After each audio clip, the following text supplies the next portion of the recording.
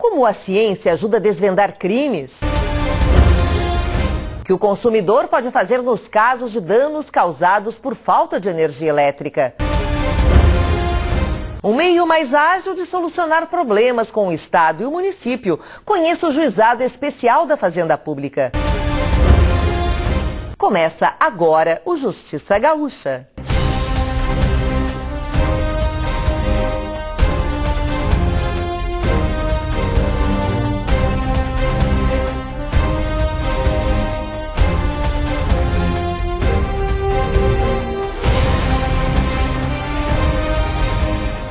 Para mostrar como a ciência ajuda a desvendar casos policiais, a Universidade Católica do Rio Grande do Sul promoveu a mostra CSI, a ciência contra o crime, em paralelo com o 3º Congresso Nacional de Genética Forense. Entre as discussões, o debate sobre os entraves que o Brasil enfrenta no uso de dados genéticos para investigações criminais. Filhotes de animais do museu foram raptados. A área foi imediatamente isolada e os visitantes convidados a procurar os vestígios deixados pelos sequestradores. Calma, foi só uma brincadeira proposta pela mostra a quem passou pelo Museu de Ciência e Tecnologia da PUC de 10 a 13 de maio. Objetos e máquinas foram espalhados pelo museu para retratar o trabalho minucioso e aprofundado dos especialistas da área forense. As pessoas assistem séries de televisão, assistem o noticiário, né? Nós presenciamos essa semana a identificação do corpo do Bin Laden por DNA, a identificação dos corpos do acidente da Air France que estão sendo recuperados também por DNA.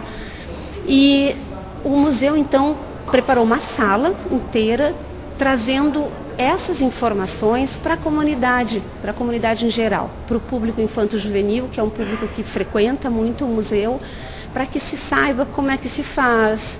Coletar impressões digitais, recolher cabelos, fluidos e até insetos da cena de um crime. Tudo isso faz parte da rotina desses profissionais, que não estão somente nas telas de TV, no noticiário ou nos seriados de ficção do cinema. Eles também estão bem perto da gente.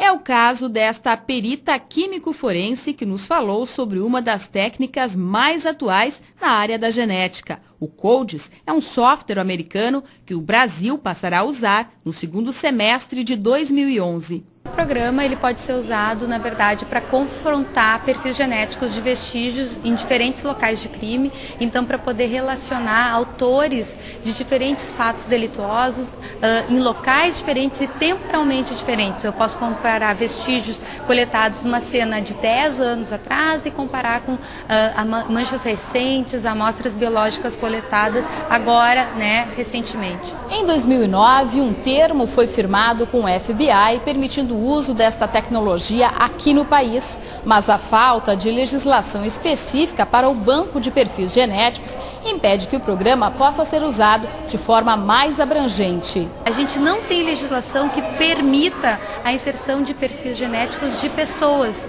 então nós hoje não podemos trabalhar com condenados, com amostras biológicas de pessoas que realmente já cometeram e foram julgadas e condenadas por um fato delituoso. Então hoje no Brasil a gente tem uma lacuna, em termos de legislação, e isso realmente atrapalha muito o uso da ferramenta. A gente não pode usar a ferramenta na totalidade. De acordo com este desembargador, a experiência com a ferramenta nos Estados Unidos tem contribuído para resolver muitos julgamentos. É importante que se diga que não é só na direção da prova do crime, mas também na prova da inocência, porque o sistema ele é um sistema que pode excluir a responsabilidade penal de alguém em determinada circunstância. E o exemplo maior disso ocorre exatamente nos Estados Unidos, onde se tem descoberto dezenas, não é poucos casos, são dezenas de casos, em que, passado anos, por uma investigação através do DNA, se chega à conclusão que a pessoa era inocente.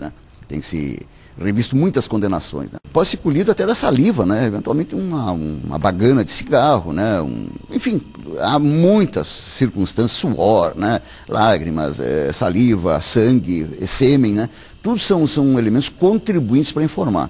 E se isso aí não for colhido com violência à inviolabilidade do corpo, que é uma garantia constitucional, não tem problema nenhum, não vejo nenhum inconveniente. O problema é que, quando nós nos referimos à Constituição, ela tem que ser rigorosamente cumprida, sob pena de colocar sob perigo o próprio Estado Democrático de Direito. O Conselho da Magistratura reconduziu as funções de diretor do Foro de Porto Alegre, o juiz de direito Alberto Delgado Neto. Também foram designados para exercer a função de diretor do Foro para as comarcas de entrância final do interior do estado. Confira.